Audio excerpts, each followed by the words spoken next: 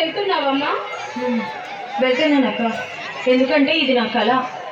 ఈ రోజు కోసం ఎప్పటి నుంచో వెయిట్ చేస్తున్నాను. నువ్వు వెళ్తున్నావు అంటే ఇల్లంతా ఏదోలా ఉంటుందమ్మా. అక్క, నువ్వు బాధపడకు, అర్థమైందా? జాగ్రత్తగా ఉండు, నాకేం కాదు.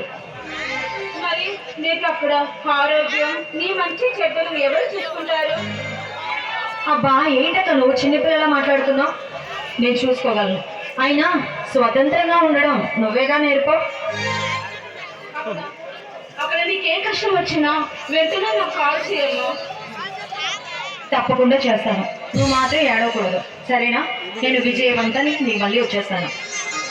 నిన్ను చూస్తుంటే నాకు గర్వంగా ఉంది గీత. ఏంటక్క ఏడుస్తావు చిన్నపిల్లలాగా?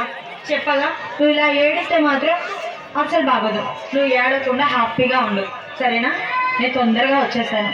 నేను వదిలి వెళ్ళడం నాకు కూడా ఇష్టం లేదు, కానీ ఏం చేద్దాం, తప్పట్లేదు. పర్వాలేదు, నాకు రంజిత్ తోడుగా ఉన్నాడు, నన్ను అర్థం చేసుకుంటాడు, సరేనా? అయ్యో, నాకు టైం అవుతుంది అక్క. బాగా వచ్చేసరికి టైం పడుతుందేమో. నాకు ఫ్లైట్కి కూడా టైం అవుతుంది. నేను వస్తాను, జాగ్రత్త. ఏదైనా ప్రాబ్లం ఉంటే కాల్ చేయి. సరే గీత, వెళ్ళు. నీ ఆశ నెరవేర్చు.